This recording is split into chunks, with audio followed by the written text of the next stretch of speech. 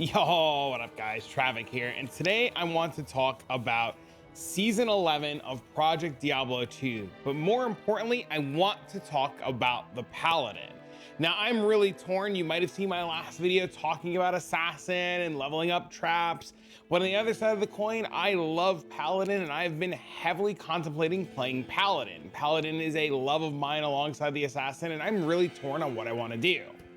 Now, today's video was shot on the Season 11 closed beta access that I had access to, and it is subject to change between now and the release of Season 11. So if something does change, I will happily be putting out an update. You'll know about it as soon as I do, and I get to test it out, make sure it works. So make sure you hit that follow button, that like, that subscribe, and do all that fun stuff. Keep up to date with what's going on. Now let's get into Paladin and what's going on and what we're doing here. First and foremost, we are going to be playing a Paladin, and more specifically, our Paladin is going to revolve around playing Charge.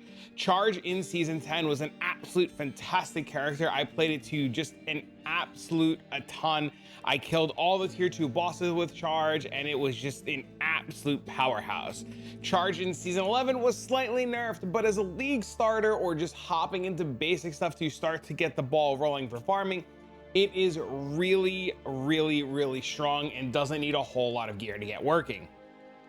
Charge is a skill that you get as early as level 24, or 12 as early as level 12, and you are able to play it just right off the rip, and it is great. It is fantastic. You can kill all the mobs without any issues, and you can kind of just get going.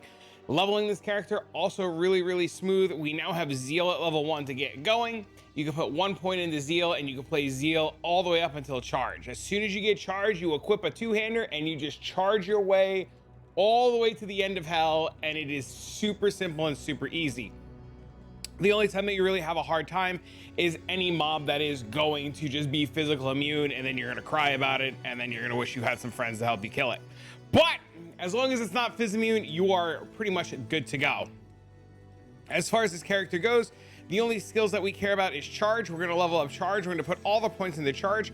We're gonna level up Vigor and Might, as they are both synergies to Charge. Vigor we also get at level 1, so pretty much you put 1 point into Zeal and the rest of the points into Might just to get it nice and leveled. And as soon as we can get into Charge, we get into Charge. We level up Charge, and then we level up Vigor, so we just have more and more damage.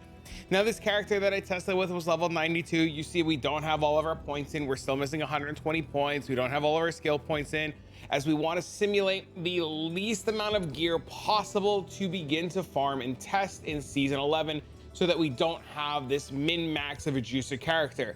The goal is to get to hell as fast as possible, and the goal is to start farming to get those big ticket items to make our character really strong. So we need to know the outright most minimum of gear that we can begin to work with. For today's test, we're going to be working with a wide variety of different things. We're gonna have just some basic attack rating charms, some life, some recovery, some faster hit recovery. We can actually even get rid of these for this test, as we don't need them. And then the rest of our charms are just resistance charms to help get us capped out on resistances, because as you play through the game and the campaign, you're gonna be picking up a ton of charms, and you should be able to cap your resistances going along. The rest of our gear is pretty simple. We're going to be showcasing a wide variety of different weapons in today's video, so you kind of have an idea of what to work with. And then we have Venom Grip for just a little bit of life leech. These gloves, pretty common. You should be able to get them relatively easily, or you could replace them with any life leech ring. Raven Frost, which we're actually going to take off and showcase what it's like to not have Raven Frost on. We have Mantled Heal, because it's just a mana leech ring that we find. We have Rock Stopper, which we're also going to take off during the test. Threads of Cathan, because that's just some random boots. Rock Fleets, because it's just some random armor. And then a string of ears. So let's get into it. Let's talk about the Paladin and what we're going to be doing. The best zone that I have found in early season farming, we're talking like hour 10, hour 11, night 1, morning 2, especially on Paladin to farm, is going to be the pits. The pits is an area that is located right outside of the outer cloister, and it just kind of allows you to just really take this waypoint and then run straight south, straight to the pits. Now you're going to notice that right away we can just instantly just kill mobs. There's no fear, no problems, no nothing. But in a lot of these mobs are going to be relatively simple. Let's actually put a smaller weapon on and just see how it does while we work our way over to the pits. So we see just even with a basic no-name low tier weapon, you're able to kill mobs, you chain stun them, and they're not really a problem at all. And this is just kind of like what your entire character is going to be doing. You're just going to be running up to mobs, you're going to hit them with your ability to charge, and that's just the whole character. As you get better weapons and stronger weapons that deal a little bit more damage and a little bit more damage, mobs will start to fall over much faster. Now let's just put on our good weapon for now. Let's make our way over to the pits and we'll talk about different weapons, what to expect, and how things are going. The pits is a farming zone located in the Tahoe Highlands. You can actually find your way to the pits by following the road, and one of the road's ways will lead you to the pits. You can actually see that we're going to charge, we're going to follow the road around, and it leads us right here to the pits. The pits is nice because it's an eye level 85 zone with a bunch of unique monsters in it and champion packs and pretty much everything that we need to go. Now for this test, we're not going to be using our holy sword, we're only going to be using our charge, and the rest of the points we have dumped into fanaticism, as fanaticism now affects charge and gives us IS break points, making charge really strong. So first and foremost, you can see that we are able to charge through the pits and kill all the mobs, but let's take a look at small tier weapons and what to expect and how to scale our weapons up. First and foremost, we have this level 19 Soul Flay, 26 to 61 damage, and you're gonna see just from the killing earlier, it's a pretty slow weapon. It can get the job done. You can hit the mobs will eventually die. You actually chunk the mobs with this weapon really hard, surprisingly enough, and you know, like I said, it'll get the job done. So you can use a wide variety of different weapons. Actually, I'm just gonna get rid of this guy because he's just a big pain in the butt right now. So you can use a wide variety of different weapons to just kind of like slowly work your way through the pits as you get newer and newer weapons to just kind of get you to where you need to be. Now, as you progress through playing this character, the ideal goal is to find weapons with more higher top end damage. So while this one's really good, it's got a bunch of poison damage on it, it's got a little bit of IS, it still doesn't have a higher end of this. And then we can even see something like this just doesn't have a higher end. But if we swap these weapons around, you'll notice they all hit relatively hard. They're really nice, and they can get the job done, assuming you're not frozen. They can get the job done and they can clear out the pits. The ideal scenario would be to eventually work your way to Leoric's Mithril Bane, but before that, the Sword Guard Executioner Sword does its job. Now these other little low-end weapons here, they will get you through normal very easily, they will get you through nightmare very easily, they will pretty much cover everything that you need to do to get to the pits. And then when you get to the pits, you probably want to pick up, you know, a nicer weapon, something a little bit stronger, and the outright most minimum will probably be this weapon, because you can see here, even on these champion packs, you just hit them and you hit them hard and they fall right over. The same thing with these bone warriors, these big bone warriors, they fall right over, and it's a really strong weapon for what it offers. It has a bunch of block, it has a bunch of like defense, some resistances, damage taken, less requirements, and it's an absolute beautiful weapon. This weapon will get you through the pitch, you'll be able to clear the pitch, you'll have no problem, and you'll just be able to start farming and eventually you're either looking for runes to sell, other unique items, or you're looking for your own upgrade, being Leoric's weapon here. Now this Leoric weapon is going to be an absolute fantastic weapon to get you through the start of, you know, mapping. It gives you 4 to all skills, more IS, enhanced damage on dead, crushing blow, and you'll see very quickly as we go through here, it just really decimates these mobs and you don't have any issues at all. It has nice radius for the splash, it hits all the monsters really hard, and it just kind of covers everything that you would want while you're mapping and, you know, while you're just farming down here in the pits. This will probably be the weapon that you'll use for a long time until you pick up something like a Doombringer or a Grandfather or a Death Rune Word. But this weapon should, in Season 10, was relatively cheap. It might not be cheap right away, but it gets relatively cheap pretty quick. And it's just a really good weapon to get you rolling. Now let's get out of here and let's talk about a few other things. First and foremost, as we get more gear, say Atmoscarab, and we put this on and we get our Raven Frost and we get bigger and better weapons, we'll start to deal more damage. We'll be able to clear our content a lot easier, and we'll be able to work our way through hell and not have too much of a problem. Even things like coming to Chaos Sanctuary and just farming this out, you'll be able to kill all the mobs really, really easy. And you'll work your way through, you'll catch your little amp damage, you'll be able to kill these mobs. Hopefully you found something to teleport and you can just teleport past everything and you're really gonna get going. As you level up and you get more points to put in and your character starts progressing, you're going to want to put points into more skills that'll make your paladin feel smoother while farming. You might have noticed a second ago you heard that sound, that buffing sound, to really kick my paladin in the next stages, and that is because we managed to use our holy sword on our paladin, and it's kind of just another buff to make our character stronger. So what you're going to do is you're going to get holy sword, you're going to put some points in it. It does a bunch of damage to demons and undead, and it's going to be a place that we dump the rest of our points into. So let's recap up until now to what's going on. First and foremost, when we're going to click Paladin, we're going to click Zeal. We're going to put 1 point into Zeal, and we're going to dump a bunch of points into Might to start leveling. We eventually get to level 12, and we're going to dump all our points into Charge. We're going to level up Charge the whole way, and then we're going to max out the Might and Vigor synergies. We would like to put 1 point into Holy Sword or dump a couple of points into Holy Sword. It is a fantastic way to boost our damage on our charge character, and we're going to dump a bunch of points of Fanaticism. As we progress through the campaign, through normal, nightmare, and hell, we're going to want to get gear that gives us resistances, gear that gives us life, hopefully something that gives us a bit of attack rating, some stuff that gives us damage reduction, maybe something that gives us amp damage, and we're just going to make our way through all the different weapons. When I first started leveling my paladin, I didn't have access to crazy swords. I used two-handed maul, two-handed axe, two-handed. It doesn't matter. Anything that does more damage and more damage and more damage, just equip the more damage weapon and start working your way through the campaign.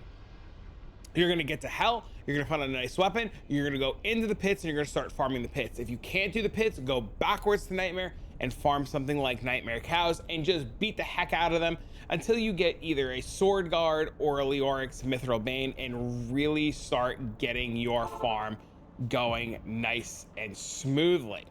Now, when you get to maps are going to be a little bit different. They're going to be a little bit more of this, a little bit more of that, and maps might become one of those things that like either go really, really, really well, or maps become one of those things where you're just like, oh dear God, what do I do? Now, maps, when I used to run these maps, you probably want to fortify these maps because it makes the maps a little bit easier, especially on your paladin. But we're just going to jump right into a map and kind of take a look at what it looks like. We're also going to repair our weapon really quick. Okay, so let's jump into a map and see what it looks like. Now, our paladin, we're going to buff ourselves up with our holy sword. We're going to have our fanaticism on, and we're just going to like use this weapon to start farming. And you see right away, no problems at all in our little tier 1 map. We go right in, we hit the mobs. As long as I just tried to dodge roll. Oh my God, I've been playing too much Path of Exile. As long as we have some attack rating and we can hit the mobs and we don't blow up the dolls, everything goes swimmingly. You see right now we're missing a little bit of attack rating. We don't have the perfect 95%, 99% chance to hit mobs. So we're actually going to dump a couple more points into dexterity, get us a little bit going. Eventually you'll find a second Raven Frost. You'll have just a little bit more everything that you need to hit mobs, and you can see we're just completely and utterly blowing up mobs down here without any issue at all. And this Leoric's weapon, especially in a tier 1 map, really does the job very, very, very, very, very, very well. Gotta make sure that we heal and we don't accidentally die. Okay, let's just kind of come over here. I think it's this. Yeah, let's get ourselves some potions really quick. The beauty of closed beta is I can just like spawn in things and test them out, but you know, you would play and pick these things up.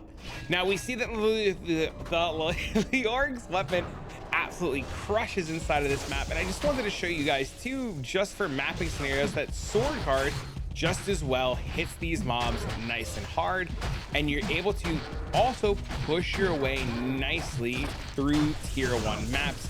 and you'll be able to hit everything really well. You won't have any problems, and your early league start scenario will go really smooth. You should, in theory, by day 2, be able to pick up a weapon like this and just kind of go about your business, just charging your way through maps. Ideally, you would make your maps fortified so that the mobs are more condensed and they're a little bit easier for you to hit with charge.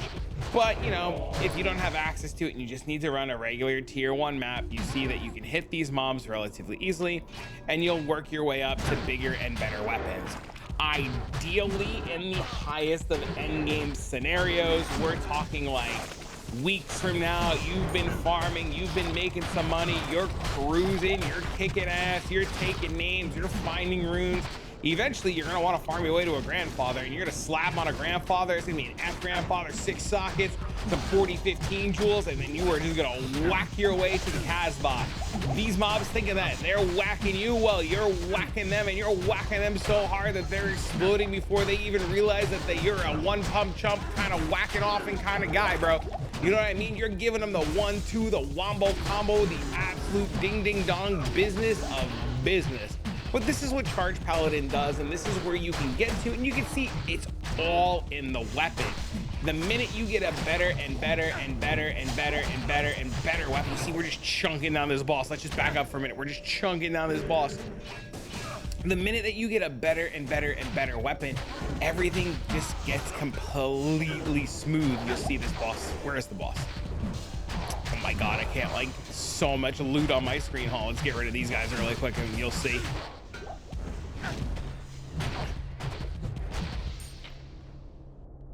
Can I hide loot? No. Okay. See, there we go. Nicely chunking this boss down with our weapon. No problems at all. Just completely dying. And then let's switch back out to our sword guard weapon. And you're going to see the same exact thing is going to happen. We're going to target the boss, and we're just going to just beat her into the complete Casbah. And tier 1 maps are no problem at all. You know, make sure you press your potions, because the last thing you want to do is, you know, die and have to run back. And you see, just completely and utterly crush that map boss. Charge Paladin is a fantastic, fun character to play as the first character. It does all the content very, very, very well. And as long as you work your way up the chain to better and better weapons, you're going to have an absolutely fantastic time. The high-end Charge Paladin gets things like your Fortifies, your Vamp Gazes, your Atmas, your Bulkathos.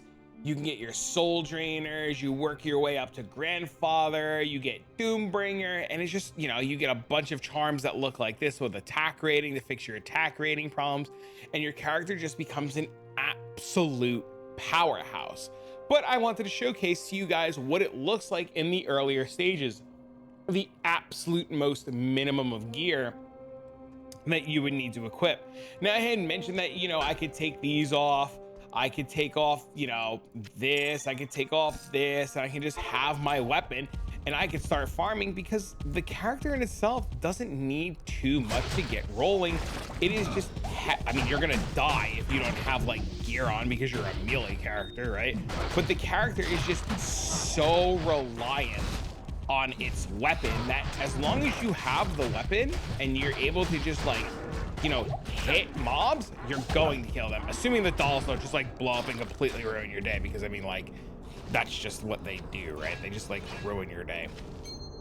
Even if I were to take off all of this and just like strip down the next to nothing, you're gonna see that like I could still hit these mobs really hard and really well, minus the being frozen part. Okay, look, somebody's gonna be like, oh my God, he does no damage. I'm frozen, bro. I'm a frozen, my guy. Look at that. Frozen. Not a care in the world. I'm gonna bop you into the can. Bop and bop. One more day. Make sure you have some sort of can't be frozen. Otherwise, you're gonna be in that situation where you just get completely slapped. So if I wasn't frozen, it would be a completely different story. That's all I'm gonna say. But I just kind of wanted to showcase what it looks like with no gear, and that you can still kill enemies based upon your weapon. Now, like I said, I'm really torn between the Paladin. I'm really torn between the Assassin. I'm probably gonna start Assassin and work my way into Paladin, use my Assassin, farm a bunch of gear, and make just completely this nutso bossing farming Paladin. But I wanted to present you guys with some options in case you were looking for a different route that wasn't Assassin. I love Paladin. I think Paladin's really strong, and Paladin can go into all kinds of different variants, whether it be like Fist of Heavens, Holy Bolt, Zeal, Smite. You know, you could do the Fire Paladin, the Conviction Paladin, the Vengeance Paladin. Having a Paladin starter just opens up the doors for a whole lot of different things. But friends, if you like this video, you want more video and more content like this, please leave a like, a comment, do all that fun jazz down below. It really helps the channel out a lot.